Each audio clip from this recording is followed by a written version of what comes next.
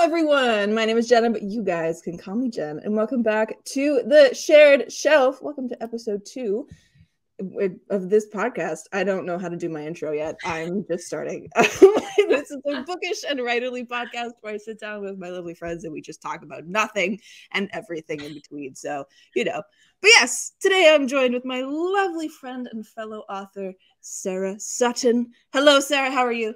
Hello, I'm good. How are you? I'm doing great. Thank you. You guys can see all of her books laid out in the back. I have a stack of 7 here of all 9 that she's released. Look at this beautiful stack. Look at him. It's beautiful. It's beautiful. It is gorgeous. It is amazing. The self-published books are so heavy. Holy man.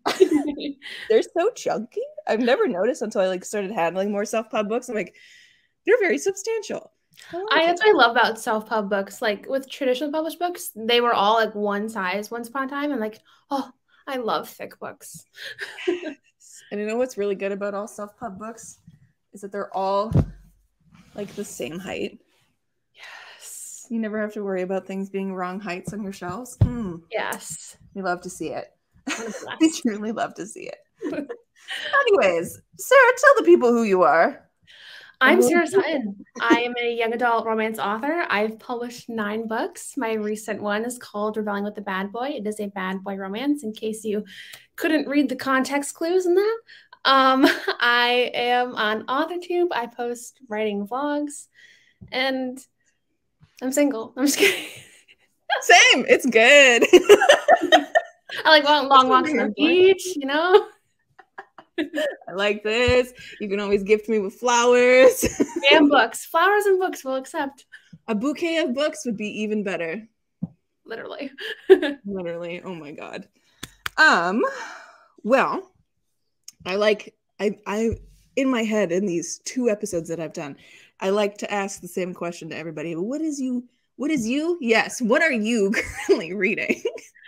Right now I'm reading this book called Soulmates. It's been taking me a little bit to get through it because I have just been a busy bee with moving and publishing a book. And, it's been a busy time, but it's pretty good. It's pretty good so far. It's a young adult contemporary romance that is about a K-drama star coming back to San Diego to interact with his childhood friend. I think they crushed on each other in childhood as well, but childhood friend at least. So childhood friends. So it's like childhood friends to lovers. Ooh, it is. I haven't gotten to the lovers part yet, and I think that's like once I get there, I know I'll finish it. Like we'll binge through it easy, but it's always the first little chunk of a book that takes a second to get through, right?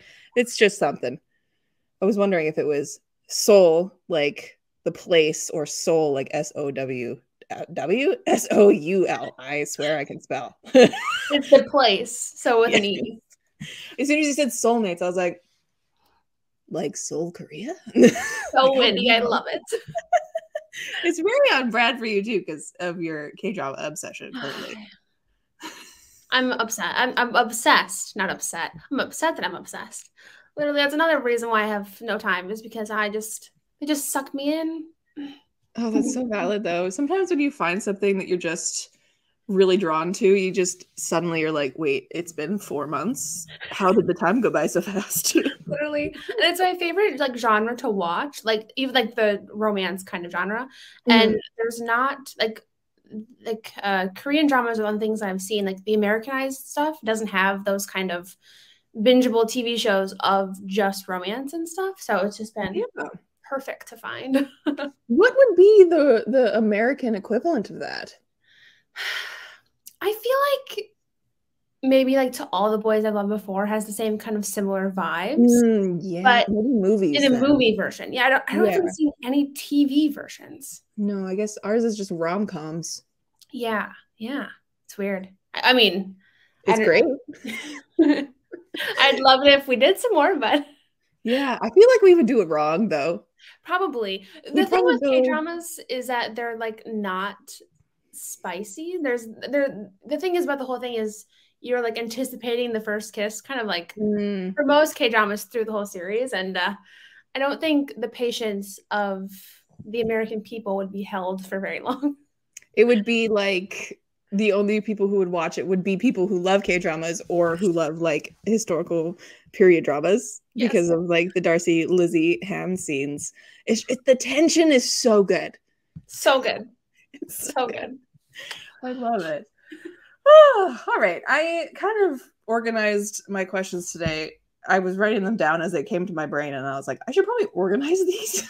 So I organized them in kind of different kind of topics. So first, foremost, what and how did you get started with your writing? Right. So how did you get started? Throwing it all the way back all the way back, literally all the way back, because I believe I started writing as soon as I was able to write. Like, I think I wrote first and pen and paper, obviously. That's what I was trying to say. But I remember it was like the first or second grade. I always say it's the first grade, but then in my head, that sounds like really young. Is it though? Because I think I was writing and reading it in first grade too, because I was just an advanced reader. So, well, and I feel like I remember learning how to write, at least my name, in like kindergarten. So like I feel like I would be able to have written something in the first grade. Yeah. You know. So like, do I explicitly remember the grade? No. But we're just gonna say it was the first grade. Sure. But I remember we read not the gingerbread man, but it was like the gingerbread boy. And I remember thinking, oh my gosh, I want to write a story like this.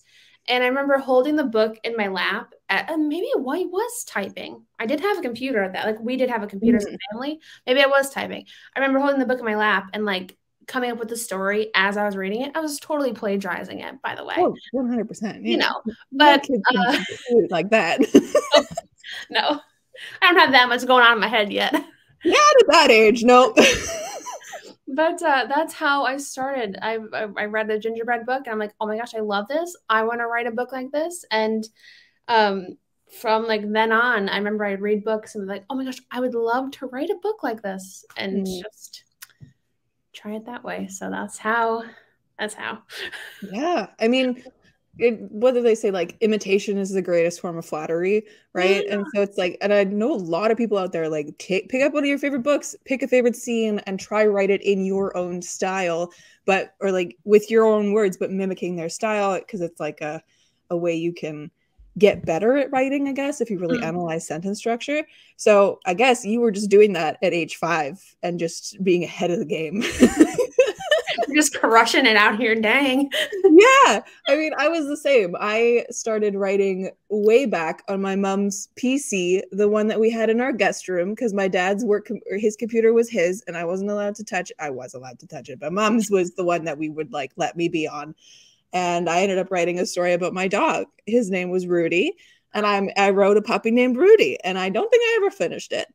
But it was one of those things that I remember when my mom's computer finally died, I panicked. It was like 5-6 years later. I was like a middle schooler, and I was like, what do you mean we don't have my story? That was going to be like historical evidence when I'm a famous writer. What? Literally. Oh my gosh, how great that would have been. Oh my God. I feel like mom has it on a hard drive somewhere, but it's fine. I don't need to look back at that. I think my mom ended up helping me a lot with it because I was 6. So it was just one of those things where I like would narrate stuff and she would do the typing because she was very good at typing back in the day. Even as like a university student, mom was like, or when I was a university student, she's like, oh my God, do you want me to type your papers for you? And I'm like, no, mom, this is my editing process. I write it by hand and then I type it up and I edit that way. And she's like, weird. And I'm like, not weird. It's my process. Get out of here. But yeah, she loves typing. So that was her whole thing. Oh, I love it. Were you a big reader too back in the day? Yes, I was a huge reader. And we had this program in school where we had to read a set number of books a month, you know. And I remember I would always like double it because I'm like, I want to read this many books. And yeah, huge reader, huge. Oh, I love it. I love it. Yeah, same. Mom, dad, from day one, reading to me. It was great. Quick pause. I'm so dumb. I forgot to plug in my computer. Go for it. My plug is on the other desk, so we're just gonna go on an adventure. It's gonna be good. Now there we go. There we go. We still got Out of My League And just a little bit of Can't Catch My Breath and What Are Friends For. We got the OGs in the corner. Yes, yes. All right. What kind of guided you to writing young adult romance specifically as you kind of got older? What was your writing journey from imitation to crafting your own stories? I think I started writing my own stuff in the 5th grade. I remember, it's so embarrassing to think about. It's not embarrassing. I remember I had written something like on actual paper, and I bought one of those like folders that you can latch paper into, like notebook paper into, What we call those in Canada, we call those duotangs. Okay. Wait, why? I don't know, because I think every time I see a TikTok about this, like people in Canada call things funny, and it's just like they're duotangs. We've grown up with them called duotangs, and you can like with the little metal prongs that cinch papers in. Yeah. And then binders are something different, or folders are also something different. Folders are like that without the metal prongy things. But I find it really funny that people in the States are like, they're folders, and they're like, no, it's a duotang. Anyway, duotang, that is now added to my vocabulary. Now it is. I love it. I put my book in that, and I remember I passed it around to my 5th grade class, and everybody was so excited about it. They're like, "Oh my gosh, I want to read it next." They were really cute, and then they bullied me for it in like middle school. So I'm like, they were cute in 5th grade, but not so much later. But back then, I had been writing fantasy, like paranormal stuff. So yeah, I don't really know where it stemmed from. I feel like it really peaked in middle school. I kind of balanced between writing fantasy, and then I dabbled in the contemporary romance space when One Direction became huge, and my bestie was writing One Direction fan fiction, so I wanted to write it with her. And I cringe thinking about it, but I also feel like without that fan fiction, I would have been lost as a writer.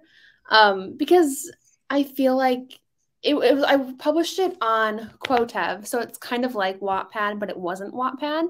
But people can give you like live feedback, and so what was your question again? I feel like I'm going off on a tangent. No, you're good. My question was, what guided you to write young adult romance, and then I asked about the trajectory from imitation to execution.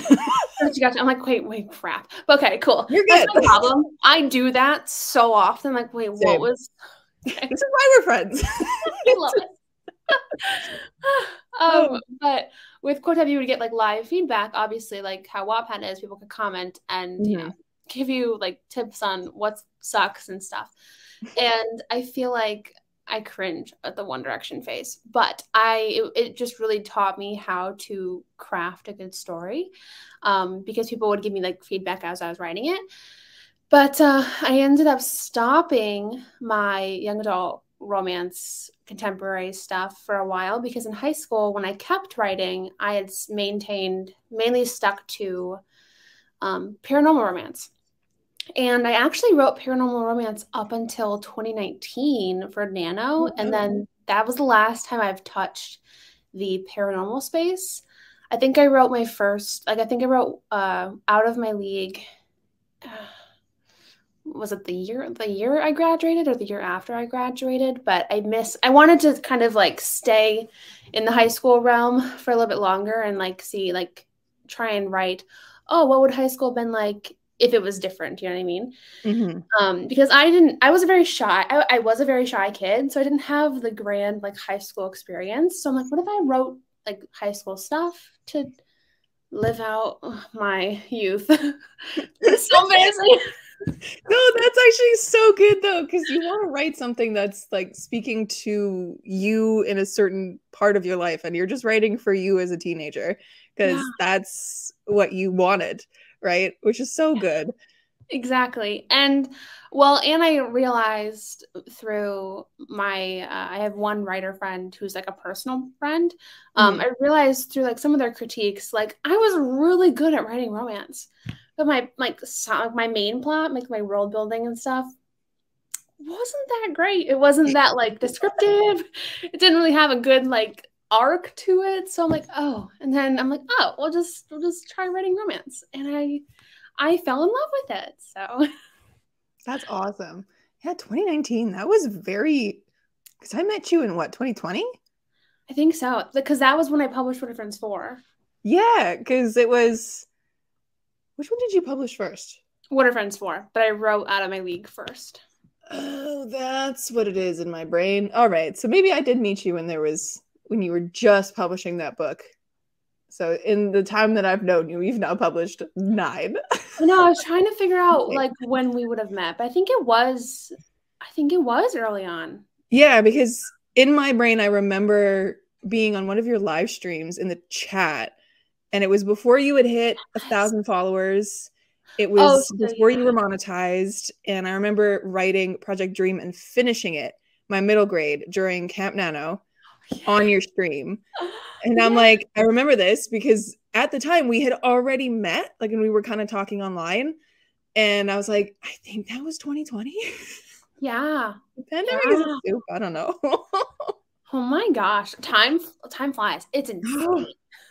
Right? Already 2023. Oh my God. But yeah, no, that's a really good writing trajectory, I think, because so many authors today have gotten their start with fan fiction. And I love that because it's not only like crafting stories from characters that you already know or creating a new character and putting it into an old world kind of thing. It's just getting better at your craft, right? And I think there's so many fan fiction writers out there that are just revered with their fan fiction stuff. Like, I've never really read any fan fiction. I don't know how I missed that phase because I would have been all over that as a kid, especially with Harry Potter stuff, because that was my whole thing when I was a kid. Yeah. But how I missed that phase, I don't know. Maybe it's because my friends at the time just sucked and didn't give me the information I needed. Literally. I didn't have all my writer friends that I do now, but yeah, fan fiction is such a good place to start too. And I think it lends into people kind of being like, what if I took this trope and put it in this way of my own characters kind of thing? I don't know. It starts the seeds of wonder in your brain. And I love it. And I love it for that. And I feel like too, you are taking like a pre-established person. Like, so in my case, I took Harry Styles. And you're taking Harry Styles and the base of Harry Styles, but you're also making up what he would choose to do. So you're also making up some aspects of his personality. And as you're doing that, you're figuring out how a character can like play in a story and how their role is going to fit in a story and how their decisions affect the plot line. And so I feel like when you're starting out, it's so much easier to have a pre-established set of characters, like, like people. Whether it's right, like people. I think that's the thing I'm embarrassed about is that it's an actually real person. I mean, who wasn't writing Harry Styles fan fiction at that point, though, right? Like, it was all there. Yeah, it wasn't just me. No, people get published for it. It's fine, but I can't believe After actually got a publishing deal. That's unreal. Unreal. But I feel like it's just a hugely easy way to learn the craft of storytelling in that way, because like I said, you already have your character. You don't have to brainstorm and like get too caught up in your head about what your character is like personality wise, because you have a set character to go from. So I think it was really helpful. Yeah, and I think even with that, I think coming from a book character, like if you were doing fan fiction for like, I don't know, Percy Jackson or something, at least in that space, you have the character and a lot of their motivations already written down for you. But if you're going from a real person that you don't know, you only know the stage presence of, that's a whole other level of character crafting, because you have to basically craft the entire person because you don't know them. That's right? True. So it's like another level of wondrous character crafting, and I love it. It's great. Yeah. Literally. And I would spend like all of my time in middle school and high school, all of my free time just writing. And if I hadn't had those fan fictions I was working on, like I'm sure I would be way further back in the process than I am, like way less far along craft wise. So I really do. It's one of those things I kind of cringe admitting sometimes, especially to people who don't really understand like that fan fiction's not, you know what I mean? Like in the real world, it's weird to admit. But it is something that I am very proud of, because if I hadn't done that, it would be much different. Yeah, you'd be so far back from where you are now. I'd be spelling definitely, defiantly still. You know, sometimes I look at the typos that I've made that I haven't caught, which is wild. And then I just sit there for a second and I go, really? Really? What the hell is going on in my brain right then? I don't know. Oh, God. It's decision for me. I never spelled decision right. That one's hard. That one's so hard. And vicious? Like, where does the S go? Where does the C go? I don't know. Yeah. S's and C's bother me. Which is so stupid, because I learned French growing up, and like decision in English is décision. In French, it's the same. I should know how to spell it. Anyway, so from that 2019 finishing your paranormal stuff, how did you I know the story a little bit because I've watched your videos, but how did you kind of get into self-publishing from there? So like I said, I did stop. I don't even know why. No, I do know why. So I knew I wanted to publish Out of My League, which was initially called Hitting a Home Run. I knew I wanted to publish that, and I was querying it for a little while. Actually, it wasn't very long at all, I don't think. It was a year. But it was with one company that I queried it with. And yes, okay. Yeah, it had gotten accepted, and I was like in a year trying to get through to the editor that had accepted the manuscript. And I think it was like a year and 2 months after like I tried getting into contact with her, I ended up messaging the acquisitions editor or person, and they're like, oh yeah, she's no longer with the company, but I'll review the book for you and I'll let you know what we decide. And so they reviewed the book, and they ultimately decided on passing on the manuscript, which it's all good. We're not bitter. But not at all. It's just the fact that I was constantly refreshing my inbox for a year, waiting for the editor's email that never came. That's what I'm a little salty about. But yeah, like she should have let you know that she was no longer at the company. Yeah. And I remember I would check her Twitter, like to see when she would post on Twitter. And then so when she posts on Twitter is when I would email her, because I'm like, she's on her phone. She's gotta get it. Yeah. It's very sad to think of like that Sarah, how she was, because she was just so anxious. But it's all good now. We're happy. Because the week that I got the rejection was the same week that Sarah Cannon opened her Publish and Thrive course for the first time. So it's all about teaching authors how to self-publish and to thrive. And I hate the idea of querying, and I hated it back then. Like, I'm so fragile. You know, that one rejection just really crushed my spirit of wanting to do it again, because in my eyes, it was a done deal. I was just waiting to figure out. You had gotten the yes from the editor or agent or whoever that was, right? So it was accepted, and I wasn't even a revise and resubmit. It was accepted, and I just had a few weeks to change, and we were supposed to do the next steps. So I remember thinking, like, I can't do that again. I literally can't. And I decided right then and there that I was going to try self-publishing. And I was going to do it with What Are Friends For first, because I didn't want to wait an entire year to publish my first book. I just was really ready to get my dream rolling at that point. And it didn't make sense to publish a summer book in winter. And coincidentally, I'd already had a winter book written, and I went full steam ahead on finalizing that and taking that self-publishing course, which literally changed my life. Like, I hope nobody ever thinks I'm just saying that because I have an affiliate link for it. I'm literally like, I can't even imagine where I would be without that course. It's insane. It's jam-packed full of knowledge. It's insane. And it really made me feel confident in self-publishing.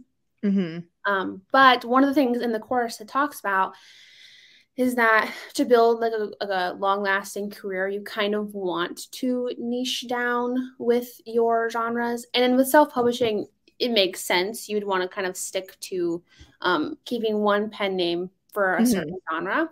And so I wrote that fantasy, paranormal, I think it's paranormal, book for Nano in 2019. And then I realized, you know, like I'm going to stick with the young adult romance for a while because I had a lot of ideas at that point.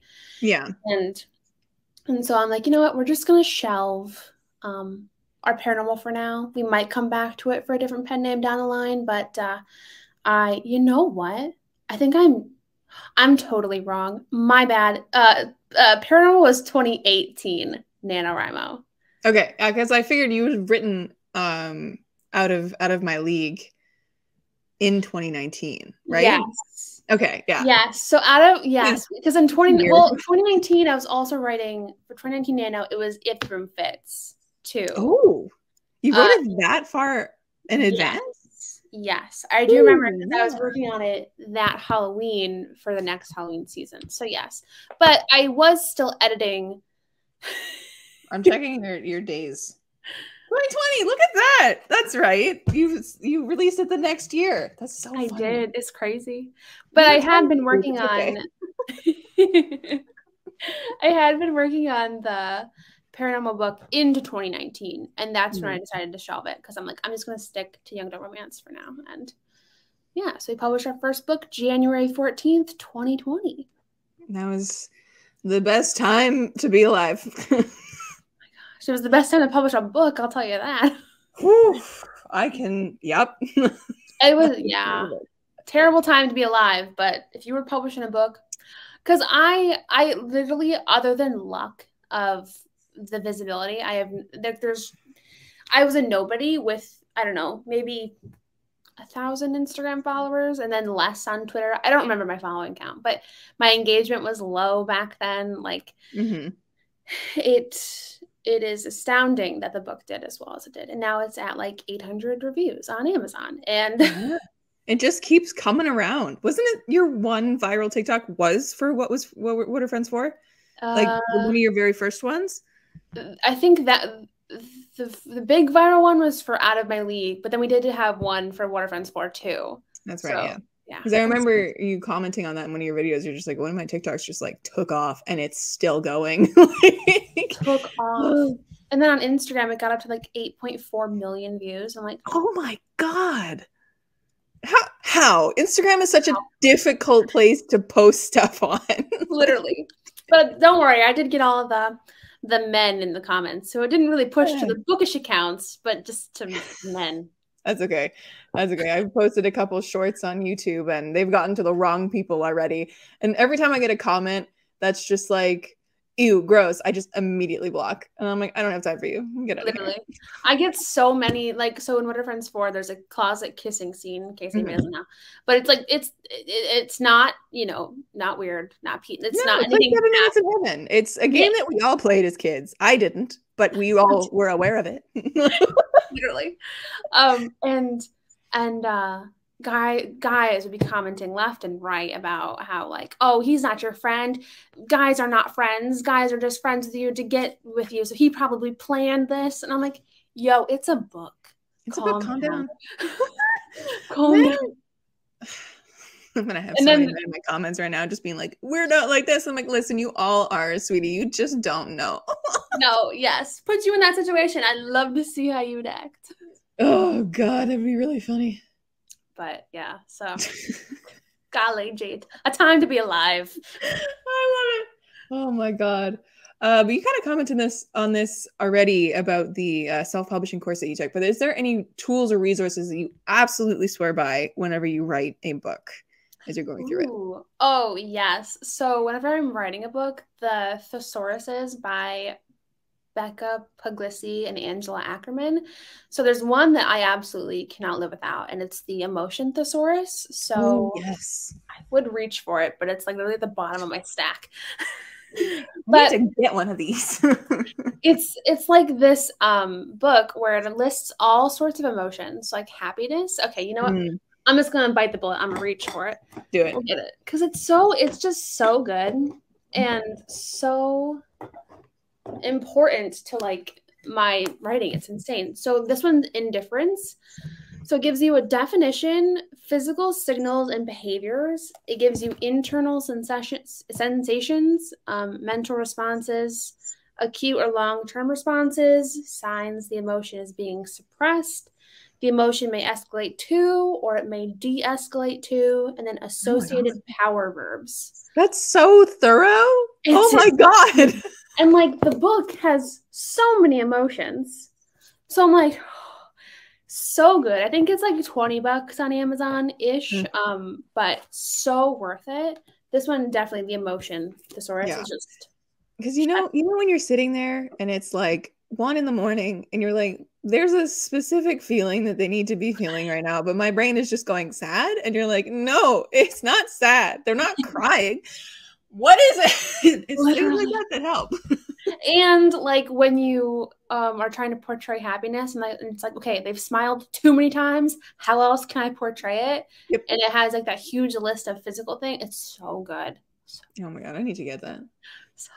My one like crutch that I was noticing when I was going through a second story recently was or was it the second book? It might be the second book. I just kept writing they snorted, and I'm like because they're laughing, but it's like one of those like derisive laughs almost, and I'm just like, I've said this like 5 times in this chapter. I can't do this anymore. I need that book. I'm gonna order it. Good. I think that's literally the only one that I would swear by. Like, I've read a lot of craft books that can come off condescending, craft books that the advice is just so basic that it's almost like, okay, is this an but this, it's like the thesaurus is so good. Save the Cat is really good if you like to plot. If you don't like to plot, then that's not for you. But it's good to know anyway. It's because when you're going back and revising, knowing structure of any kind is really good because you need to make things interesting. That's true. And even if you don't like plotting out like that, like you said, it's good to know the sort of beats and where they do exist, so you can keep an eye out. Yeah. So that's a good one. Read Save the Cat like almost 1.5, 2 times now at this point, because it's one of those things that I read top to bottom with the audiobook for it, because there's an audiobook for it. Just highlighted and underlined and made notes on the whole thing, and then I would keep going back to different sections as I was plotting books, and now I know it so well I don't have to read it anymore because it's just in my head. And now when I read books, my life is ruined because I know what to expect. Yeah, that is the one bummer. Yeah. But when you find a book that surprises you still, that's when you know it's really good. Yes. And I did see that the author is coming out with one that's like, Save the Cat writes a young adult novel, and I'm like, really? Yeah, I feel like I heard this a year ago, so I feel like it was coming in the summer, she said, but maybe I don't know. But I'm like, oh my gosh, that sounds amazing. Because the original Save the Cat is for screenplays, right? Right. Save the Cat originally is just for like writing screenplays and stuff, and they do a lot of movie analysis, but then they did Save the Cat writes a novel, which was my favorite thing. So good. It's so good. Yeah. What else do you like to have when you write your books? I need music. Are you somebody that listens to music while you write?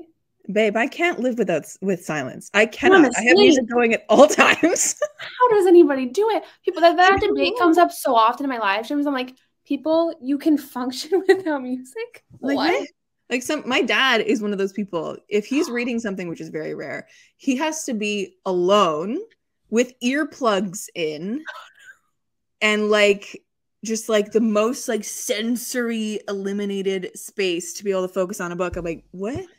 No wonder you fall asleep so fast when you're reading, because you just have like nothing keeping your brain engaged. Literally. Yeah, when I write lately, I've been digging the slowed down versions of songs. It's like slowed down and reverb. So good. Or I'll be listening to like mashups. So like 2022 year-end mashups are what I've been listening to lately as well. And it's just very chaotic. But when I'm writing a scene where like the pacing's not slow, it's perfect, you know? Yes. Yeah, I do. It depends on the day and the mood. Sometimes I'll write to literally like Critical Role D&D podcast, which is probably not good because then I'm half paying attention to what I'm doing because I'm half paying attention to the storyline. Other times it's like medieval lo-fi is a big one that I've gotten into now because it's like I'm on a trip to the Shire. This is my favorite thing. Or recently I've been on a real big like Floors of the Machine or Hosier kick. So it depends on the day, but I need noise at all times. Same. Yeah, I cannot function. No. When it's my epic fantasy or when I'm editing, it needs to be like movie scores or something with no words because I need my brain to be focused on the words and there can't be words here too. I'm like this with work as well because editor, right? So if I'm editing articles, it's got to be lo-fi or music scores. It's got to be music scores, movie scores. Whenever I'm working on, I didn't even pick that up on that. That's funny. As soon as I said it, I was like, Jenna. Like no. But yeah, it's gotta be music of some kind, noise of some kind. During the day at work, sometimes I do like video game playthroughs just for noise. Oh, that's so fun. I like loopy long plays because he doesn't talk during them. Yeah. He just lets the game go. So there's no commentary from him. So it's just the game. So like watching like Skyrim and stuff, the music is perfect. Oh, yeah. It's great. Oh, yeah. Absolutely. Awesome. Drinks, food, anything? I forgot to bring something up here. It's fine. I'll just pretend. I usually do like really snacky bits when I'm writing. But because it's hard to write when you're doing meant like for this live stream. My gosh. Oh, I know that too, but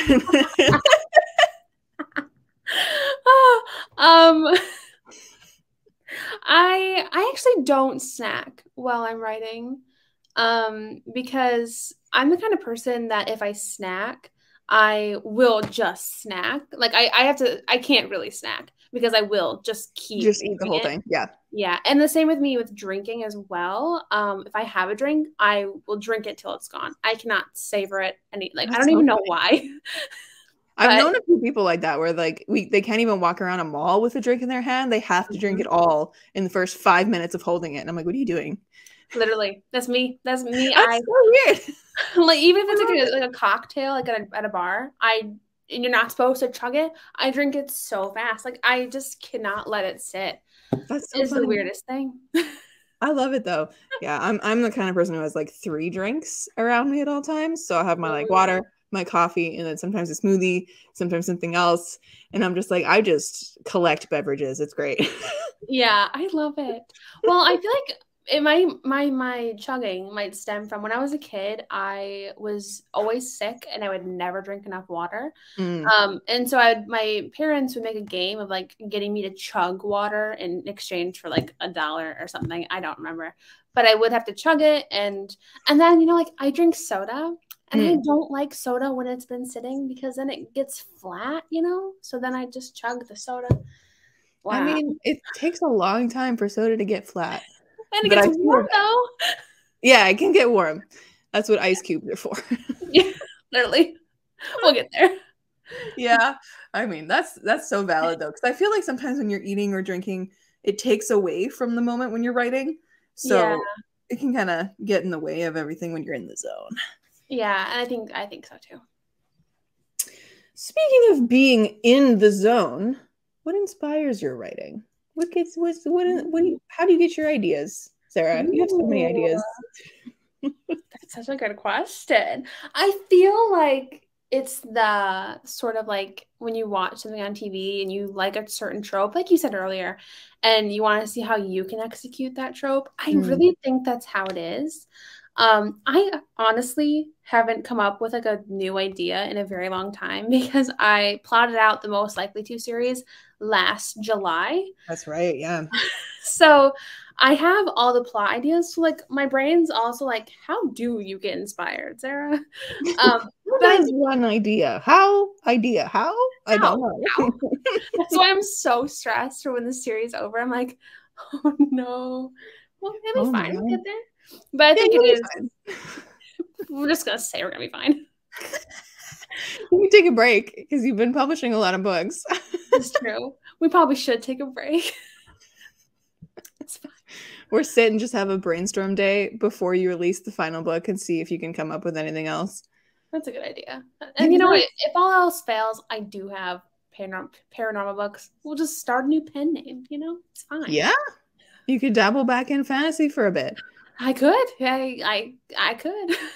Yeah, I mean, you can do urban fantasy, right? And set it in like normal cities and just have it be like ghosts. Sounds fun. Yeah, who knows? But yeah, it's like, I was thinking about it. You have 9 books out. I'm like, how do you keep coming up with fresh, new ideas for it? Because when you plotted that series, you had how many books in that series? 5? 7. Oh my God. Well, okay, so I think it actually it's not necessarily like inspiration. I think it's more of a like, I don't want to say mechanical way that I did it, but something like that. So like I would take the trope and I would like, where are my notebooks downstairs? But like when I had the trope, I found the characters and I'm like, what do these characters like to do? So I would look up hobbies on, online. And so it kind of like if I found a hobby that the character might like collecting antiques, I would brainstorm a way to how to like fit that into a plot point. And I think that's how it came from there. I think it's more that way, less creative, whimsical fun, more let's build us a story. But that's good though, because if it is just creative, whimsical fun, and then you actually have to write something new, and you're sitting there and you're like, I have nothing. Yeah. At least this way you know how to build a story, right? Right. And I do think it's also helpful because since it's not creative, whimsical fun, that I don't have, like, I'm not in the position where eventually as I'm writing, creative, whimsical fun is going to run out. You know what I mean? So I feel like that's also helpful that if it's not built that way, it's more built on literally building the blocks to make the story kind of. Right. So that's interesting. I've actually never thought of it that way, that it's less inspiration and more like actively. That's so interesting. That is interesting because I was thinking about that. I'm like, man, you got so many tropes in your books and I don't think you've repeated one throughout the 9. Yeah, I don't think so. Well, the next one will be repeated. The 10th one will. It's a fake relationship. But the 9, I don't think so either. But it's crazy. Crazy. I mean, you have like bad boy adjacent with the music one, the 2 Kinds of Us. Yes. Adjacent. Yeah, they're very close. Like he's lovely. Yeah, and I feel like 2 Kinds of Us, and more so Can't Catch My Breath. Can't Catch My Breath specifically didn't have a solid trope. He's got the kind of like not necessarily bad boy, but like rough boy vibes, kind of. Yeah, but not popular crowd. Trope. Yeah. Which with this new series, I was really making sure everything was trope heavy, since in young adult romance it does sell very well. But and it's good with book talk as well, right? That's when it kicks off. Yes, absolutely. Yeah. Every time I think of Can't Catch My Breath, I think of Sarah Dess's book, Just Listen. Just Listen. I'm trying to think if I read that one. It was my favorite Sarah Dessen. And do I still own it? I think I do. It's probably over there. I've moved my books around so many times. But it's got the vibe of that. It's like kind of a different situation, but the girl's coming from a family with her sister who has a eating disorder. And there was something that happened at a party that made her suddenly very unpopular. And then he was just like this music nut and it was terrifying because he was huge and like wore like was traditionally like goth looking, I guess. Wasn't actually described as goth, but that kind of a thing. And people were like, he's terrifying. What are you doing sitting with him? And she's just like, he's the only person who will talk to me. But Can't Catch My Breath kind of gave me those vibes because the guy's a little bit scary, right? Yeah. Scary. He's the sweetest. And like that's my favorite. Is like exterior rough, interior cinnamon roll. Yes, it's the best trope. 100%. Whenever you have the cinnamon roll who looks like a kid could kill you but would never, like the best. I love it so much. Oh my god. Speaking of the fact that you've literally written 9 books in the time that I've not written them, but like released them in the time that I've known you since 2020, how do you schedule your shit? How do you go about organizing your writing life and schedule and stuff? Well, so I've in the process of writing and stuff just over the years, I've learned that if I, like go full send on it with my editor's deadlines and stuff, it can take me like 6 months to write the first draft to get to the last draft, to the finish of the last draft. So once I've discovered that, I kind of try and block it out in my months. Like maybe I'll spend, which now that I'm like in my own place, I literally write like all the time. If I'm not writing, I'm not doing much. Like I don't have like the social interaction with parents anymore. Yeah. You don't have the distractions. Yes. I know how that feels. So my balance is super off. Like, we should have like more free time than I give myself. It's fine. We're still functioning. We're not in burnout yet. It's okay. Not yet. Keyword. Unfortunately. As long as you give yourself some grace, I think you'll be okay. And I always talk about taking time off and taking days off, and it just never happens. I think the problem comes in is I just like it too much. Mm-hmm. Like my hobby is my job, and I need to be more firm because that is the path to burnout, is when your whole life revolves around one thing. Oh yeah. Which, it's fine.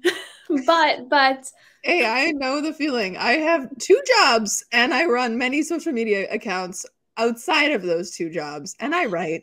So I know the feeling. Oh my gosh. Yeah. Yeah. Yeah. And I think I've heard like actually scheduling in downtime is a way to make yourself do it. Yeah. If you completely block out a day and you're just like, don't look at me for this day, and you shut your stuff away in your upstairs office and just never go to it, or actually go out and do something, it's a good way to do it as well. But yeah, I will. And I definitely do want to get better at it. Especially like when I have my book sent to my editor, like I really want to get better at being hands off for at least like a little while, because I've just been going full hard on writing this book. Like in the month of February, I believe I wrote 65,000 words, so like I was just literally like, that was all I was doing, and then once I sent it to my editor, I started the next book without stopping. And it's like, okay, no. No. Oh my God. I'm trying to, like, the last time I did something like that was when I tried to do my challenge in November for NaNoWriMo, when I was trying to write 70,000 words in 30 days. Because I did that with A Second Story back in June of last year. Yeah. And I got to like 50,000 words, which is the NaNoWriMo count. And I was like, this is a stupid idea. It's also November. And it's so like seasonal depression is a thing. It's the end of the year. I am so burnt out from life and doing my 2 jobs and all the stuff. And I was just like, this is a stupid idea. I still made it to 60K. So I know how it feels to write all those words. Yeah. That's too much. You need a break. Literally. And what's one of my goals this year is actually to find a better balance. And I think like now that I released a book on top of that, Lord. You did. Now that that's like behind me, and the next book technically doesn't have to release until September. That's when I set the pre-order date for. And then once I get past my slew of client work these next 2 days, I do want to take an extensive little bit of time off and but do some other things. Find a craft you like. Watch too many K-dramas. That kind of a thing. Literally. Yeah. Yes. Recharge the brain. Do a puzzle. Yes. Puzzles are the best. God, I did one over Christmas. I started doing one over Christmas, and then I ruined it with coffee when I started back at work because it wasn't finished and it was on my table that I work on. So I was like, that's fine. I'll just put my computer on it and then I'll like take it away and work on it at night. And I had this dream that happened like twice. And it was me on the phone talking to this guy I was seeing at the time. and him like just doing this kind of, you know, talking to me. And in the middle of the conversation, I knocked over my coffee in the dream. Twice? You did that dream and then it happened in real life. I didn't have him on the phone at the time, but I knocked over my coffee and I wrecked my puzzle. I was so mad. Oh my gosh, that would hurt my soul. She's like, "Are you clairvoyant?" And I'm like, "I don't know, man. Maybe." Oh my god, that's crazy. God, I hate it. But yes, I love puzzles. I actually have one here that I bought. Yep, when everything just fell when like my other puzzle was dead. I bought this one. It's very pretty. It's very pretty. I love me a good puzzle. I just haven't had time to do it because I need more than 2 days to do a puzzle. I need like a week. Yeah, but, same. Yes. Anyways, so when you're writing a book, you said it was about 6 months from start to finish. So what is your process if you're outside of this series that you've been writing, that you plotted from the beginning? What is your process from like idea to publishing? What do you kind of do in there? Well, I like do you mean like the timeline, how long it takes, or how exactly do I do it? Your process. So like, for example, mine is I'll get an idea that'll assault me and I won't be able to let it go for a couple days. I'm in that moment right now. I got inspiration attacked me yesterday when I was doing web analytics at work, and then I won't be able to let it go. So I do all the brainstorming, and then I kind of like let it simmer, and then I will plot it out sort of, and then I'll write it, first draft, leave it, second draft, beta readers, third draft, editor, me again for like however many times, and then I'll theoretically publish it. I haven't gotten to that part yet, but you know, the process. I see. I feel like mine's pretty similar. I usually start outside of the Most Likely To series, like before, for Love in Fenton County, I had started brainstorming the next book once the book that I had been, like I wrote the second draft of, is sent to my editor. That's when I will start to brainstorm and like think about the next book that I was going to work on. And so it's the kind of, like we said, building the whole story based on like tropes and you know, character traits and stuff like that.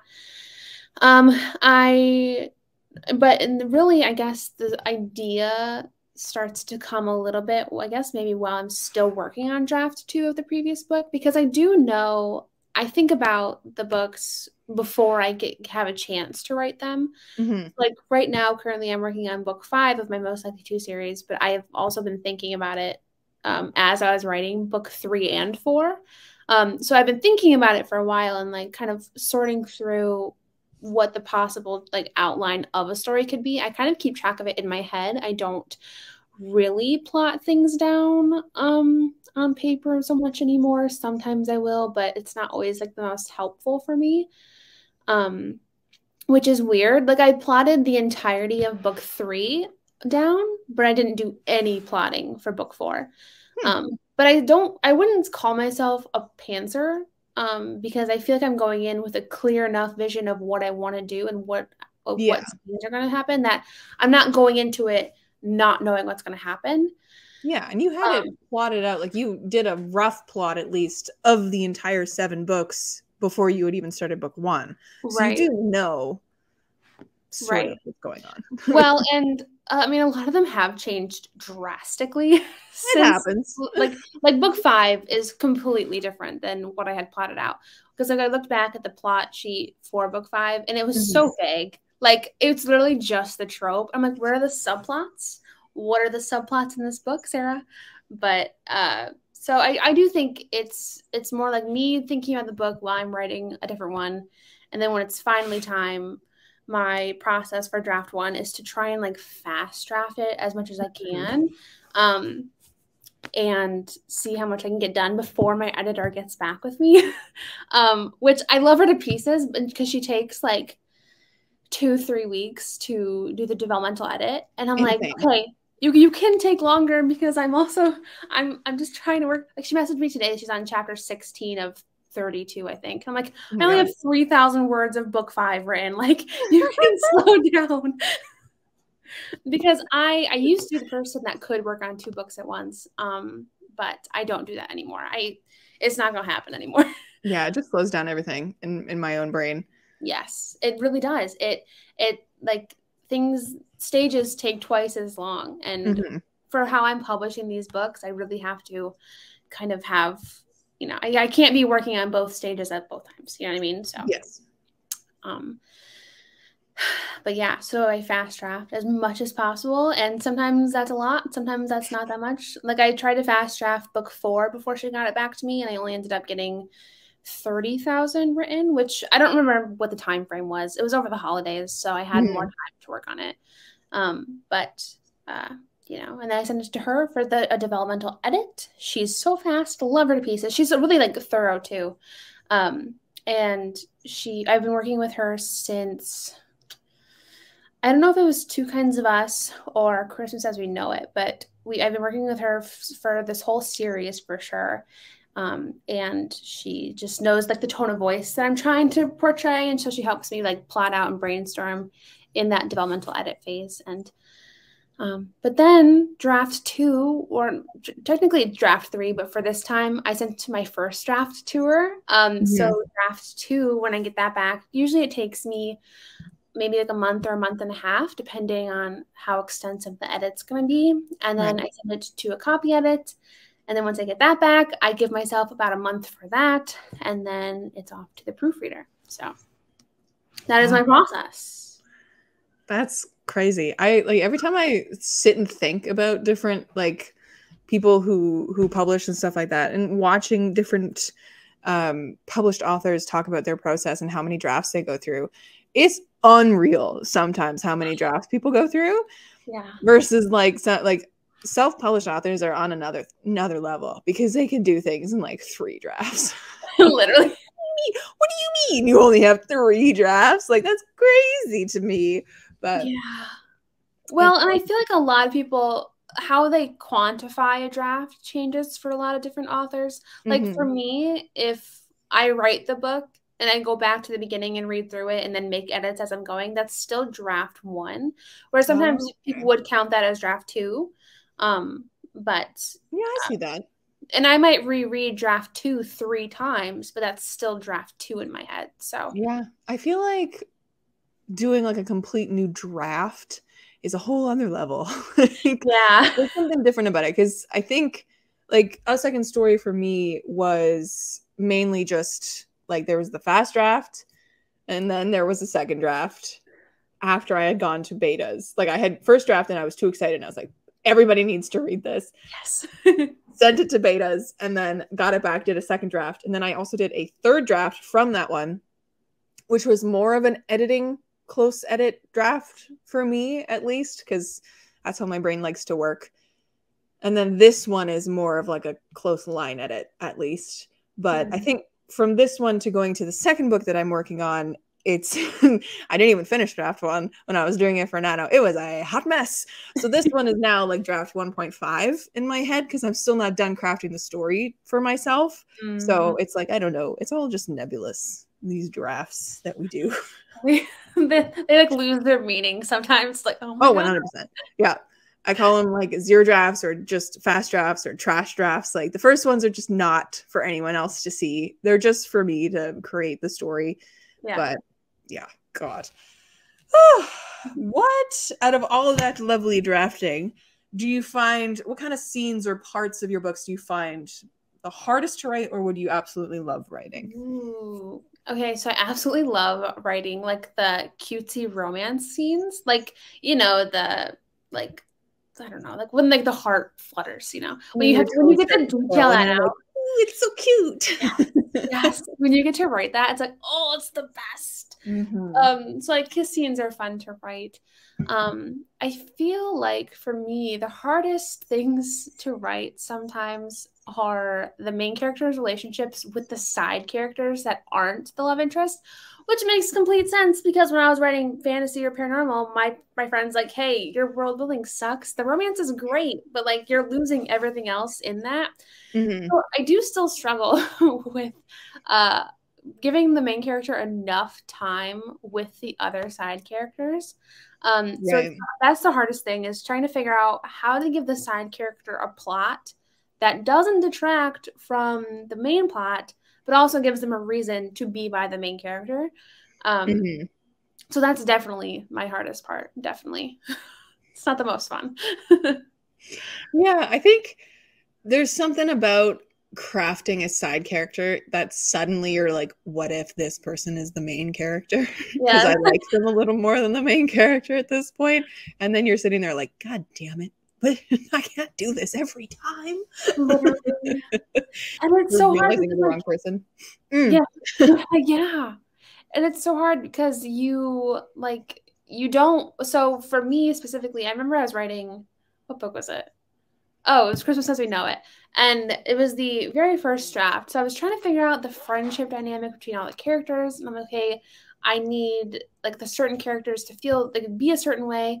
But my problem with my first draft of Christmas as We Know It is that, which it turned out to be a good thing, but I like built the relationship between the main character and a boy best friend too much. And like everybody was shipping her with the boy best friend and not with the love interest. And it's so hard because it's like when I'm crafting a book, like in book 4, there's a main character with a boy kind of friend. I'm like, okay, I need to figure out how to make sure like it's not going to come across in a weird way. No one's going to ship them for some weird reason. You know, like it's so and there's a family dynamic that is different for me for writing, and it's like, okay, how is she going to be interacting with these people? It's just so tough sometimes. Yeah, it's getting into the characters' heads that are not like you that are tough. Yes. And I don't know, like my fantasy brain just I love cozy fantasy. It is my beloved, but I also like really, really love dark fantasy. Yeah. Because sometimes when you're in like a villain's brain that is completely different from yours, it's fun. Oh my gosh, yeah. Which is probably not good for me to say, but it's really fun. It is fun though. It is fun. It's almost another level of empathy when you're in someone else's brain that doesn't think like you. Yeah. Right? And you have to think up their reasoning and stuff like that. It's also very, very hard. Like, just if you think about it, like writers are strange. Like we can put ourselves in different people's personalities. That's weird. We have like 8 people living in our head at one point. Like it's literally like, wow, we're crazy. So many. Just have conversations with our characters. It's fine. The other day, I was writing an emotional scene in my book, and I was putting myself in the main character's shoes. I was literally crying, like acting out how she would be like feeling. I'm like, and then I stopped, and I'm like, oh, this is weird. It's not though, because you know if it's hitting you, it's gonna kill everybody else. Yes, and it's the best feeling when you know you're like, if it's making me cry as the creator, everybody else is gonna lose their mind. Yes. So funny. So, because sometimes you're like, when you're writing it, you're in it so deep that you're just not really paying attention to the emotions of it. So when you can pull the emotions out in yourself, that's when you know you've done it. That's true. That's you're true. Just like gold star to me. I'm gonna make everybody cry. It is the best when people message you, and like when they message me, like, oh my gosh, I was crying at the scene. I'm like, yes, you were. That's awesome. It's like all those memes of like authors like hoarding their readers' tears in jars, and I'm like, yes, literally, that is us. We thrive on that, man. Oh, it's that.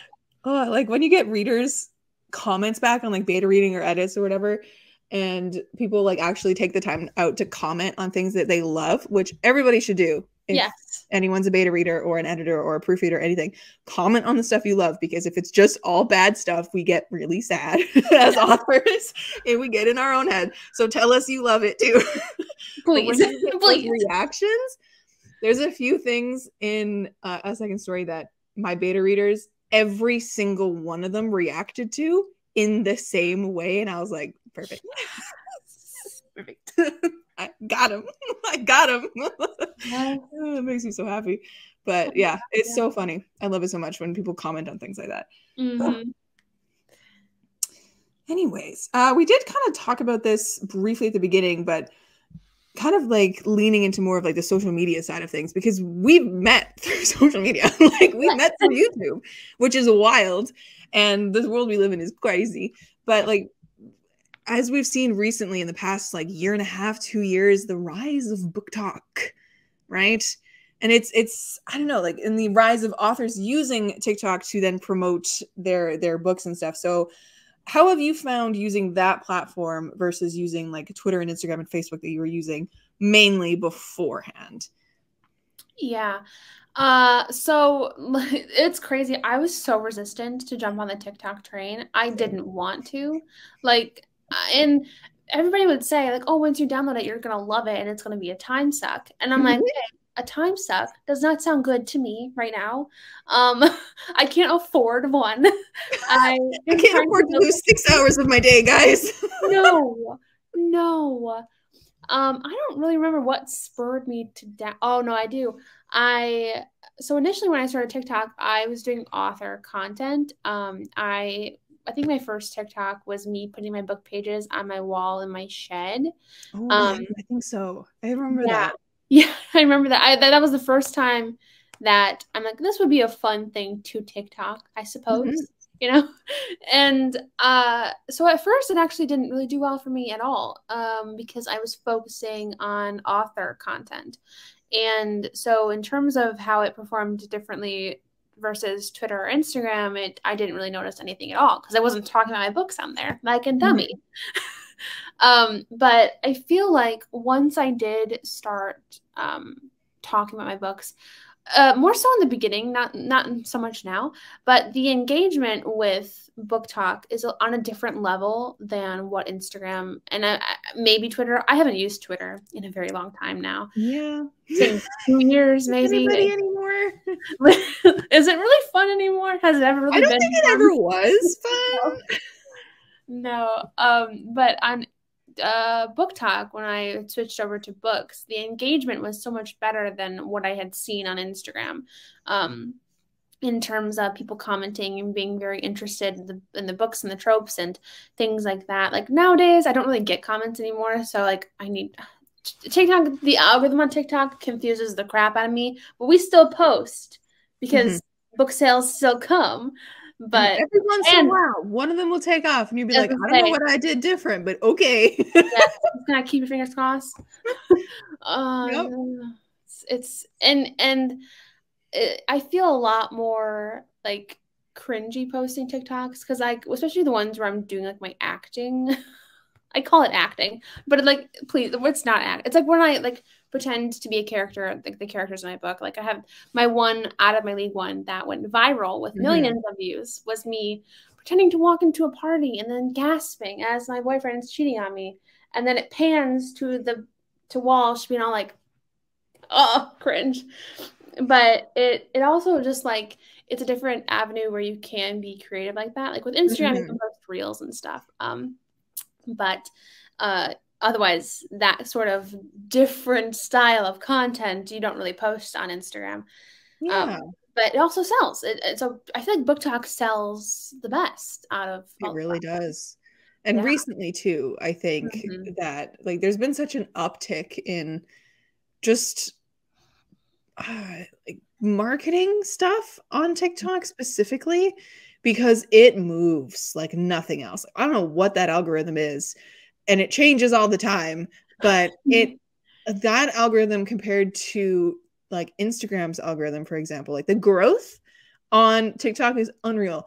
I have been at 1,800 followers on Instagram for the past 3 years. It has not grown. It has just gone up, down, like from 1830 to 1820, just continuously kind of hovering in there. And I have like backed off of my continuous like Bookstagram stuff that I used to do on there. But the growth on TikTok is unreal. In the past week, I think it's been like 600 new followers. And I'm like, why? Where are you coming from right now? Like, please, why? What's happening? Yeah, the viewership versus like from TikTok versus Instagram is insane. The amount of views you get, it's insane.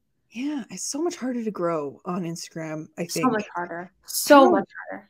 because you have to almost know of someone's account to be able to follow them. Like, because who's scrolling the explore page these days, right? Like, not many people. Right. I don't know. It's social media is so weird if you start to think about it too hard. And plus on Instagram, like you have to like the people's aesthetic, you know, and if you don't like the aesthetic, then you're not gonna, and if you don't have an aesthetic, it can be harder to grow that way. It's so challenging. Yeah. Yeah. And it's so strange almost as authors on there as well, because you can be in many different places. Like you can be on podcasts, or you can be in shows, or you can have it in the back of your book. You can share your social medias that way, and people can find you that way. But it's like, how else would you grow, right? Yeah. Unless you have a reel takeoff. But even then, reels are so weird because it's just Instagram trying to be TikTok. Right. It's them pushing your videos to whoever. It's not like TikTok where it pushes you just to your niche, kind of. And I know there's like, I was trying to think about it the other day, and I think Instagram has an interesting feature with the hashtags. Like you can follow a specific hashtag, and that's how you can get like new accounts on your feed. But that's such a weird way to grow. Right. Yeah. It's so much slower. So much slower. It really is. I don't know. Social media is such a weird one. And I think even though it's been so great, like I think YouTube is an entirely different kind of a sphere, right? Like TikTok and YouTube are a little bit more similar to me because you can grow on both platforms in a bigger way if you do it right, you know? Right. Yes. Yeah. And I feel like there's more personality to those two platforms. Like obviously there's more personality to Instagram. You're just taking photos and making a pretty feed, you know? And I'm the kind of person who likes to follow somebody for their personality, not necessarily the pretty pictures that they take. So yeah. I mean, the pretty pictures are nice to scroll through, but I've actually found myself going through people's stories on Instagram rather than than scrolling my feed. I rarely scroll my feed anymore. I just go through the stories and let it play.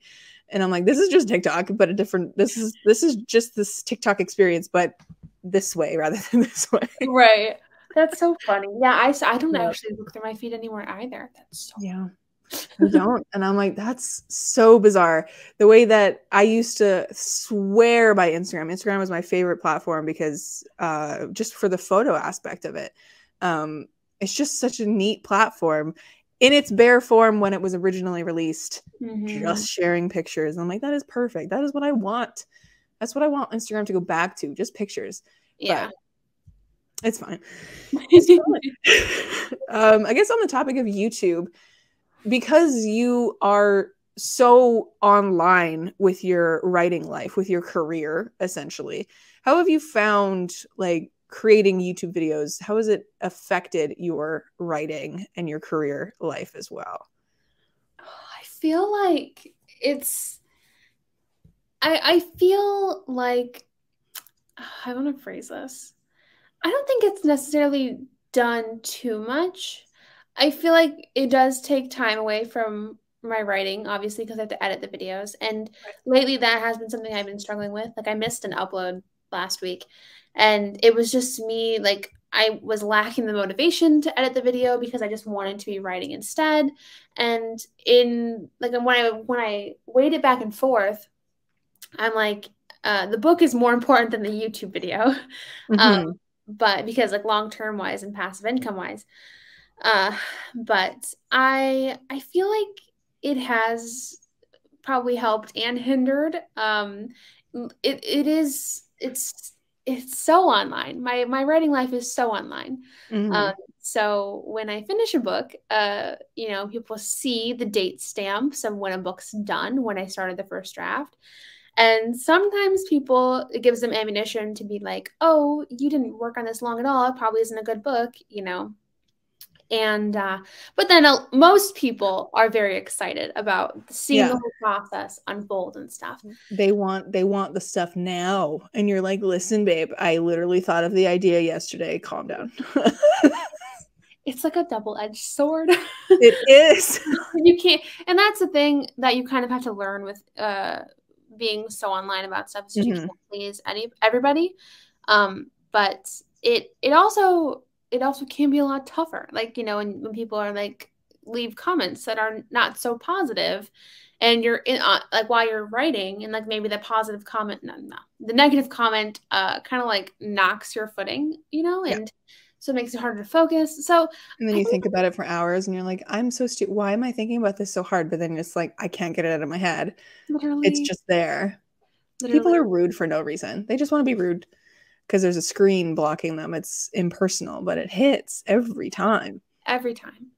And I mean, I think I obviously I don't regret YouTube. I love YouTube, and I love now that I'm starting to more so incorporate my lifestyle content into my YouTube. I have seen people not too happy about that, but it also helps me balance out the, you know, just writer mind. You know, like, and especially now that I live alone where I don't have a lot of social interaction, it's kind of important for me to just be able to talk to the camera, to film me cooking my meal, to film me taking the first bite and saying, oh, this is good. Oh, this sucks. You know, it's like the conversation I would have with a roommate, but I don't have one. I just have YouTube, you know? Yeah. And so I feel like ever since I made that switch to incorporate more lifestyle content, it has been kind of, I mean, it's been a good business move because my videos have been getting more views, but it's also just been good, like, mental move. Yeah. I think YouTube is such an interesting one because as content creators, like we are so chronically online, but I don't know, like every time I film a writing vlog specifically, because I do bookish content more than writerly content, I find myself, or even doing those TikToks where I would like update every day for like NaNoWriMo kind of stuff, even though I know rationally there's not someone on the other side of the screen being like, we need your update, like, let's go. It's in my head that they are. So it almost is like, well, I need to get more work done and actually hit these goals that I'm promising to the ether of the internet and doing this. So I do find like writing vlogs and stuff do hit the inspiration a little bit higher. Yeah. The motivation, that's the word. The motivation to do things and complete things, which is good, I think. No, yeah, for sure. I didn't even think about it that way. That definitely does help. Yes. I think so too. The accountability is there. Like, it's like a writing sprint of that accountability, but like for a vlog. Yes. Yeah. I think it's because even though in my head I'm like, I know I can cancel this video and I can just stop if I don't like it, I never do. I'm like, there's somebody out there. I've mentioned this video somewhere and somebody's waiting for it. So you just got to keep writing and actually have to do the things. When you promise things to people, that's hard to back away from. Because somebody will message you about it and be like, hey, where's this? I thought you were going to update this today. Where is? And you're like, oh, no, I thought people weren't perceiving me. What do you mean? Like, oh. Yeah, when I miss an upload, I do get, which I appreciate because the people are just checking in, but I'm like, please just like give me one day. I just need the one day to miss an upload. Yeah, the one day you miss and people are like, wait, I don't think I've ever missed an upload. I think there's been times, no, I have missed uploads due to like technology being stupid. Or I've been like, okay, I need a break, so I announce it to the platform and be like, I need a break. Please. Calm down. Please. Please. I just need a break for this week so there's no new video or whatever.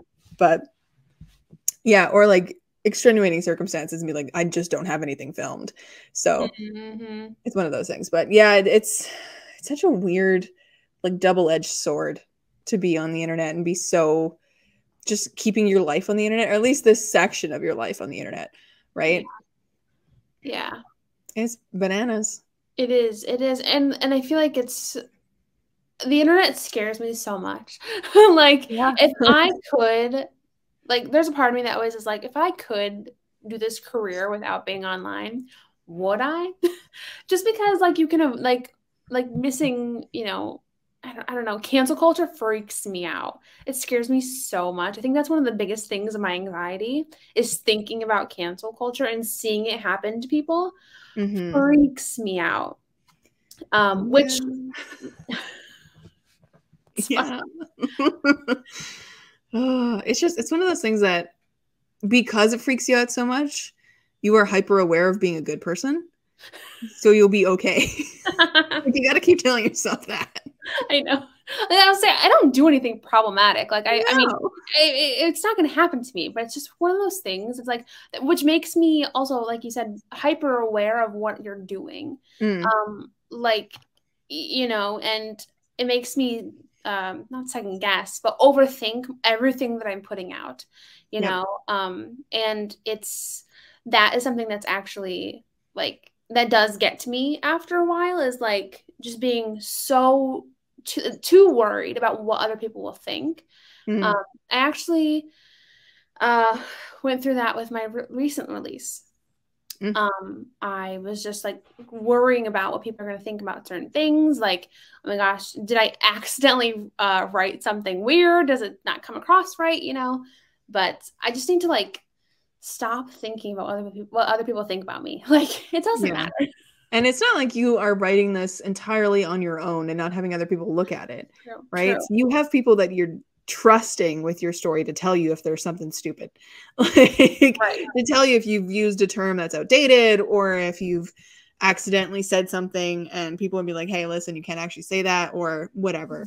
Which that's the one thing that I'm worried about all the time. All the time. Which my editor, she's so good. She's like mentioned things like, hey, I think this can be taken out of context. Like, I would recommend changing this, or this word might be taken out of context. It's mostly what things can be taken out of context. And she's so great about that. And I just want to give her a hug because I'm like, I never would have thought about it that way. Thank you so much. Like, yeah. And it's like, again, we are so close to the story that sometimes we don't notice what we say until someone else points it out and you're like, oh my God. Yes. Like, totally weird. I posted a YouTube short with, because I called a second story a queer cozy fantasy, which it is. And because I am so in the LGBTQIA plus world, I know terms that are like, you know, offensive to say or stuff like that. And queer is not one of them. It's what the Q stands for, you know, like it's, we just call things queer now because instead of saying like gay, queer is a more blanketing word for things. And I had someone like, maybe it was on a reel. It might've been on a reel.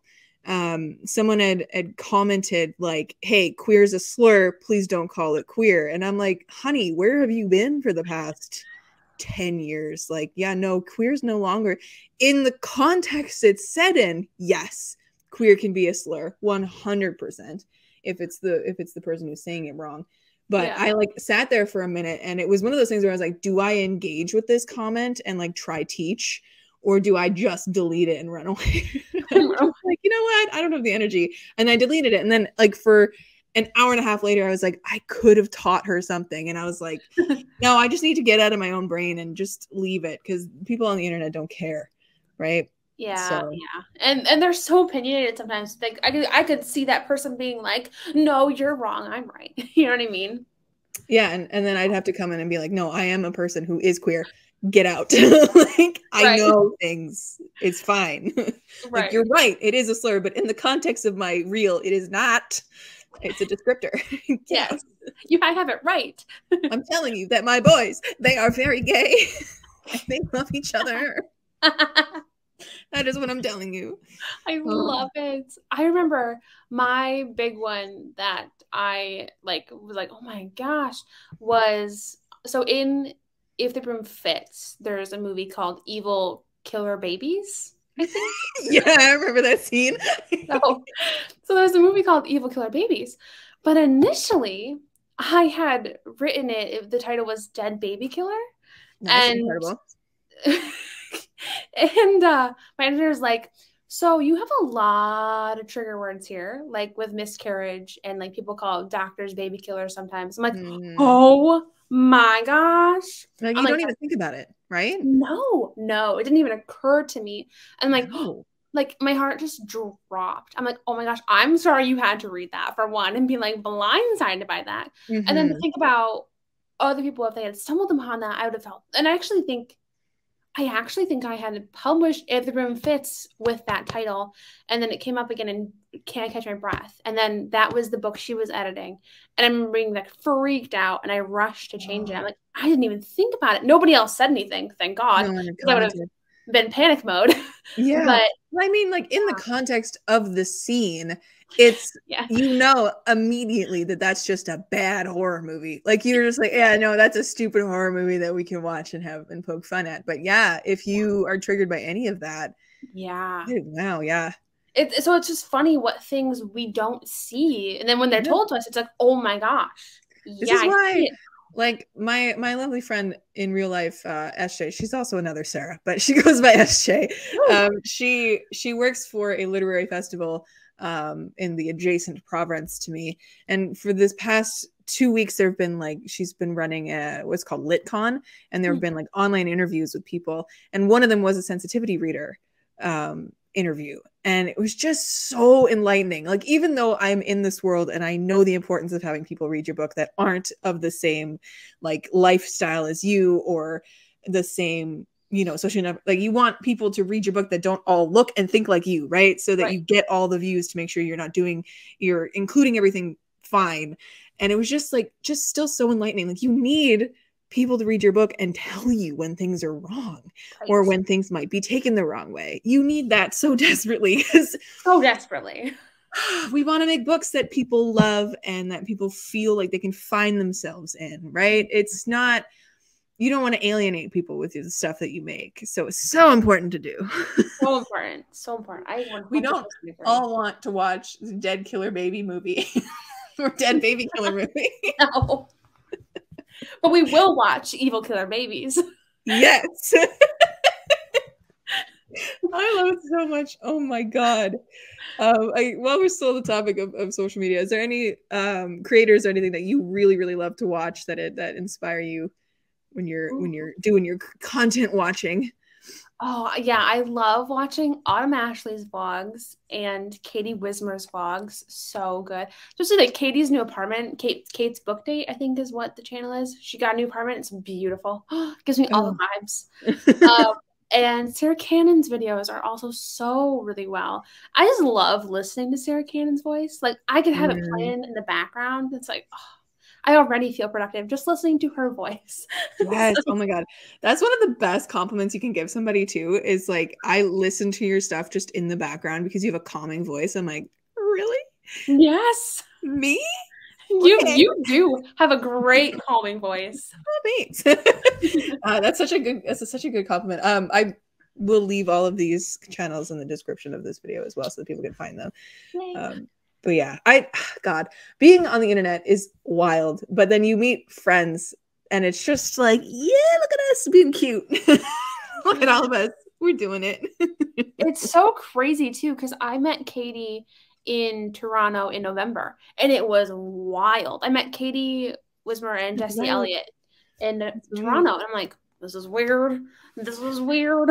You're real? What do you mean you're real? I've been watching your vlogs for so long, and I don't think I ever told them this, but I actually watched like their very early vlogs. So even before I was really in the writing community, I was watching their videos.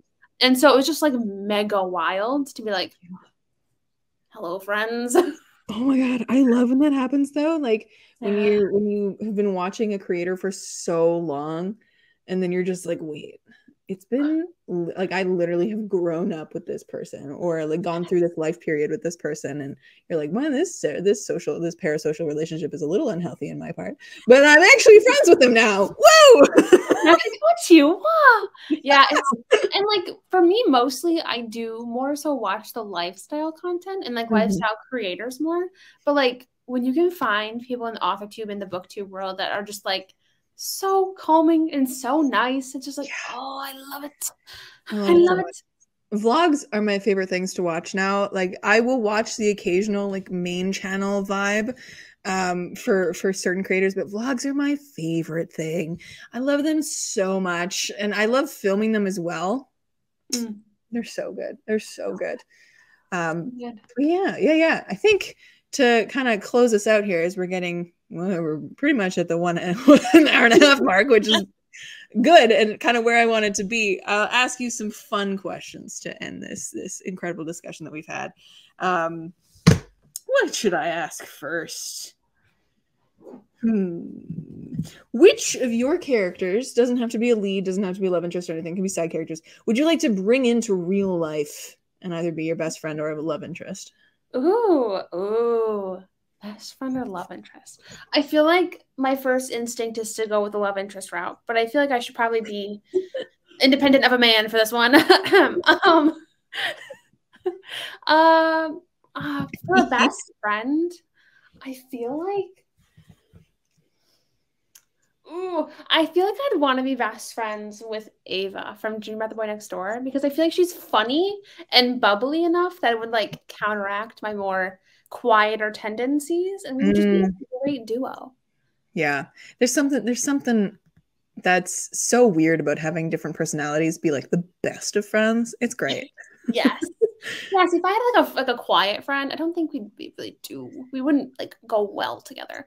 But if I had a bubbly friend, it would pull out my bubbliness, like Yeah. No, that makes total sense. I love it. So the work in progress that you're working on right now, you just released Rebelling with the Bad Boy, which is book 3. Correct. In your series. I'm counting them in my head. Book 3 in your series. I only have the one. I only have the first one, the teacher's pet, with me. Because I was looking on Canadian Amazon, and Canadian Amazon was only releasing Rebelling with the Bad Boy today in paperback form, and I was very sad about it. But because I wanted to have all the books in my hands to be like, look at the stack of 9. But so the one that you just released was book 3.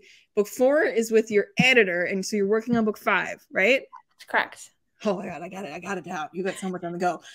So in book 5, if you could meet the lead lady from your work in progress, what would you say to her right now? Ooh, I would say it's gonna be a little harsh. Do it. But I would say stop making a fool out of yourself for a boy. Incredible. She needs a tough love, to be honest. This girl. I love it. As long as she learns by the end of the book, she's good. Yes. She'll get there. Oh my god, I love that so much. Speaking of all these different amazing couples that you have, if you could pull one of the scenarios that you've created out of trope or like between the love interests of your stories to live in your own life, which one would it be? Which couple would it be? So not necessarily love interest, but like the scenario that they go through. I get you. Honestly, I think it would be Rebelling with the Bad Boy, because I love the idea of like, discovering yourself along with somebody who's also going through their own stuff. So I feel like I could see a little bit of myself in Gemma. I can see a little bit of myself in every main character. But with Gemma, she hasn't really like lived much of her life. And for me as a kid, in high school, I was very reserved. Like my parents weren't like controlling like her parents are, but I didn't do anything. And I would have loved to have like somebody to just like experience, like go through like rebellious stuff with, you know what I mean? So I think it would be that book. That's a good answer. That's a really good answer. So yeah, that's the one that literally came out at the end of February 28th. Was that the Tuesday? Yeah, it was like a week ago. Yeah, a week ago. Oh my gosh. Everybody go buy the books. Go do it. Go run. Run. It's already got like 50 reviews on Amazon. So like that's insane. Oh my gosh. Oh my god, I remember when you were talking about how you wanted like book 1 of What Are Friends For, when you wanted that one to have like 100 books sold. Yeah. And now like you have like 100 pre-orders or something. Like you hit that goal.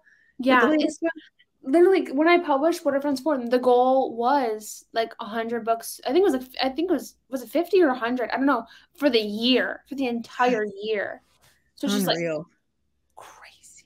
It's unreal. That's one of my favorite things, I think, with like finding people on online is seeing the numbers and that kind of stuff. I love looking at the numbers of stuff. I don't know what it is, but like there's a self-published author called Rebecca Thorne who's done like the Can't Spell Treason Without Tea books. Oh. And she does like sales updates every once in a while, and it's so interesting to see how things fluctuate and like the way that she can be like, okay, well, this is what I did on this day, and you can see how the sales spike. And I'm like, that's so weird. I love it. I love knowing. I love seeing numbers. I know some people, they get imposter syndrome and they can compare. And so sometimes it's not healthy for some people. I love it. And if I see somebody like do well, I'm like, I love that for you. And now I'm going to try and do it. You know what I mean? Yes. Yes. There's a whole other level of like trying to compare yourself to people and then bringing yourself down because you're like, oh my God, look how wonderful this person is. And look at where I am. I've done nothing. And I've been a bad purveyor of that in my life. It's just, especially with the romance side of things, because I have humble brag. I'm so successful in a lot of other areas of my life just because of what I've done in my life to get there. Yeah. But like the fact that I have little to no experience in the romance front, and then I look at my friends who are all basically married at this point with their significant others, and I'm just like, am I a loser? And then I have to get my therapist is like, you're not a loser, calm down. And I'm like, Erica, I feel like a loser. Are you sore? Like, yeah. Oh my gosh, I'm with you. Yeah. So it's trying to teach yourself to not imposter syndrome yourself, and trying to teach yourself that everybody has their own life and you do it at your own pace. Yes. If you want things to happen, make it happen. Right. Exactly. Like you can't just sit around waiting for stuff all day. You got to manifest that shit. It's so important. I love that we're getting into this at the end of this. Yeah, we're just getting deep now. I love it. Well, deep. Love it too. Like you can't just like sit, oh man, I wish that happened to me. Do it, friends. Yeah, do if you want it to happen to you, go like make it happen. Put the dreams into place. Find the routine that works for you and make it happen. Yes. Right? Like you don't have to be the people out there who are like, oh, I have no time to write ever. I'm like, yes, you do. Right now you're complaining and you do it now. You got time to write. You always have time to do stuff that you really want to do because you make time for it. Right? Like people are like, oh my God, I'm so busy. And I'm like, yeah, what do you do all day? You go to work and then you come home and then what do you do? Right. Like I can tell you exactly what I do because I work 2 jobs and have content to do, and I read upwards of 140 books a year. Like I do everything. So yeah, it just makes me laugh that people are like, I have no time to do anything, and I'm like, yes, you do. You just have to make work. If you really want to work that into your life, you will make time to do it. Yes, absolutely. I completely agree with that. And then you become like us and just burn out because you do it too much. I mean. Oh my God. All right. We'll end sort of this on one final fun question. So we've talked about how much you're into K-dramas. If you could pull an aspect or a trope of K-dramas from that media that you could write next, what would it be? So I've always really, a big thing in K-dramas is the fact that the main leads will have met somehow previously. Not every time, but like that's a very common occurrence. Like they'll met when they're children and then they'll grow up and then their paths will cross again. And so I've loved that. I've always thought that was so cute. And I was like, I really want to do that. And so I figured out a way how to incorporate it into book 4. So when I wrote it, I was like freaking out the entire time because I finally get to write this little trope that I've been wanting to write, and it's so cute. Oh my God. So, I love that trope. It's like, it's almost like the fates align kind of a trope, right? Like it's meant to be, and you're like, it's not really, but it's just fun. So fun. Oh my God. Would you ever write like college age romance? You know, I've thought about it. I've really thought about it. And I feel like my problem is why I don't know how I would do it. I didn't go to college. So I have no idea what the college experience is like outside of what wild. film. I will tell you that. Really? It's like, it'll just tear your brain apart. And then you get to the end of it and your dad finally looks at you and goes, you okay? And you're sitting there neck deep in 5 different research papers that are 15 pages long a piece. And you're like, No. Yes. I'm not okay. It doesn't sound fun. It doesn't sound fun. It's not. Like, I only know it from how movies and stuff portrays it. And I know that's like not really always accurate. Yeah. And I don't know. I love the idea of it. Mm-hmm. But I don't know if you've noticed, but actually one of the common things in my books is that my characters don't really focus on college. Like, they don't talk about college. They don't have plans to go to college. Not really. Teaching Teacher's Pet had a little bit of valedictorian stuff like that in it. Yeah. But I since I didn't go to college, but I went into a school that preached college. If you didn't go to college, you weren't like successful. Like, you weren't, yeah. That's society today, baby. That's just what it is. Literally. Yeah. And so I just didn't really want to incorporate that into my books, which I've gotten a few negative reviews about. Like, oh, why aren't these seniors thinking about college? It's like, not every senior thinks about college. Honestly, I didn't. Like, because I teach kids with my piano job, I work with my editing job with a lot of education magazines. So I work with a lot of superintendents and like the different kind of stuff that they're working with in schools. I get so mad at how much adults push academia on kids, and they always have to be doing something. They always have to be working towards their future. They always have to be thinking about it. So the fact that your books don't have that, I love, because it allows kids to take a break from that panic. Because as like in grade 12, I was almost failing math, and it gave me constant regular panic attacks, and I only focused on math because I was like, if I don't get my math credit, I'm not getting into university, which is such a lie, because like, it's fine. I had great marks and everything else. I was fine, but I didn't think I was, right? Yeah. So just the fact that you can take a breather from it, especially because these are like for younger kids, not younger kids, but they're for like, they're young adult romance. They're clean. They're not, you know, spicy, and they're meant for like, if kids pick this up and they're reading this, it's a break from having to think about their future, right?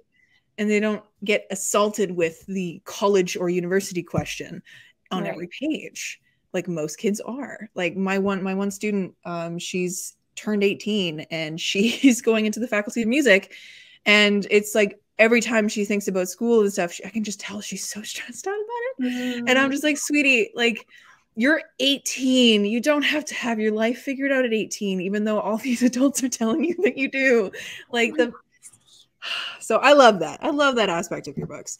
And I think it'd be kind of cool, even if you did like college age traditionally, you don't even have to set it in college, because like how many 19 to 25-year-olds do you know are in college right now? Right? And I feel like I think that's definitely a possibility someday, me aging up the characters a little bit and exploring some more mature themes in the sense, you know. I like book 4, I think, is the most mature that I've ever gotten with my books. Nothing happens beyond kissing, but I feel like my characters are pretty mature in like the way they're viewing things. That book 4 was the first book that I'm like, I would have loved to make this a duology, to see them like this way, and then go fast forward 2 years to see how they come back, because it could have ended on like a great cliffhanger if I had chosen to do it that way. So book 4 was the one that tempted me to like think of how these characters would look older. So, you could revisit it at some point and do that one as like older. We could do a travel book too. Someone just trying to find themselves in their early 20s. Like, there's so much else out there other than like college age stuff. And I think like the new adult age range is becoming a little bit bigger. The only issue is people are going to want spice. And I feel like if I were to do age up, I think I would introduce a little bit more spice. Maybe not necessarily like as spicy as some people enjoy it to be. Closed door. What? Closed door. Like, black. And I feel like that would be okay. I am not the kind of person who loves spice in young adult books. I don't really want to read about that. I don't want to read about kids doing it. No. To be honest, I understand it's important for them to learn about safe sex. But I don't want to read about 16-year-olds doing it. Sorry. I don't want to read it and I don't want to write it. And my audience that I've cultivated doesn't read that either. So like I don't have to worry about that right now. But if I were to, you know, get to the legal age of consent, then I think I would explore those sort of themes a little more. Yeah, there's I don't know, there's so much else outside of spice and smut that can be construed as intimate, like we were talking about earlier with the tension of K-dramas, and bringing in like the elements of, I think, was this before we started recording? It might have been, where like we bring in like K-dramas or the tension of a touch in classic novels, right? Like there's something so intimate about knowing a person entirely and not physically, right? So it's playing on that as well. Agreed. Yeah, which I love. Anyways, to end us out, what are you currently working on? What do you want to promote? All that good stuff. Okay. So what I want, I'm currently working on the 5th book in my Most Likely To series, but my 4th book is called Fake Dating the Football Player. It's coming out possibly in July, possibly in September. Depends on how much we push ourselves. But that one is coming out. I mean, it's coming out this year at least. We can at least say that confidently. Yeah, I'm, like I said, I'm on AuthorTube. I post my writing vlogs. So if you want to keep up with that whole writing process and publishing process, I'm over there. I post vlogs twice a week. I think they're pretty cool. So I love them. Every time I see them, I'm like, yeah, hit play. I love it. And I will leave all of Sarah's links down in the description below so you can find her, and the whoever you mentioned earlier when we were talking about different content creators. I will leave their links as well down below, and whatever else you wish to promote, I'll leave in the description bar. I'll leave a list of all the books you can buy and where you can buy them, because there's 9 of them. There's 9 of them? There's one for every season, one for every feeling, one for every trope at this point. So I love it. Oh, it's so fun. It's so fun. Like if you want seasonal ones, we got these too. Season. I love it. Get everything. Anyway, Sarah, thank you so much for hanging out with me. This has been amazing. This has been so fun. Oh God, I love talking to you so much. It's the best. Literally, it feels so fun. I love like when it's just friends talking, because like so much more relaxed. It's fun. Yeah. And this is like, you know, it's chill. What's going on? There's no professionalism here. We're just chatting. It's about a lot of stuff. We did. Oh my God, we covered so many things. But anyways, thank you guys so much for watching. I will catch you in another one of these soon. And if you are on my channel, watch my other videos because they're great. Anyways, stay kind and keep on reading.